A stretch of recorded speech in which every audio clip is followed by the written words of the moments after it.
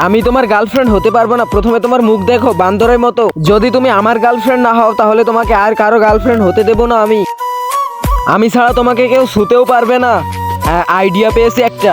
তুমি আমার কথা মন দিয়ে শোনো, আজকে থেকে তুমি আমার বয়ফ্রেন্ড। এই যে দেখো আমার বয়ফ্রেন্ড। আচ্ছা, তুমি আমার থেকে ভিখারিকে হ্যান্ডসাম বলতেছো? তুমি একটা কথা মাথায় রাখো, আমি তোমাকে প্রপোজ করছি আর তুমি রিজেক্ট করছো। যখন আমার গার্লফ্রেন্ড হবে তুমি তখন পস্তাইবা।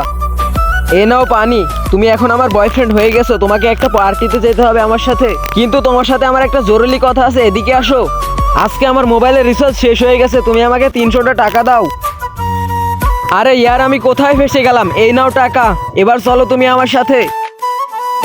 ম্যাডাম, আপনি আপনার বয়ফ্রেন্ডকে একটু সামলান না। আরে বাহ, এত সুন্দর সুন্দর কাপড়। আপনার বয়ফ্রেন্ডকে এখন আমরা কি করব? ওকে সুন্দর সুন্দর কাপড় পরাও, যেন ওকে ভিখারি না লাগে।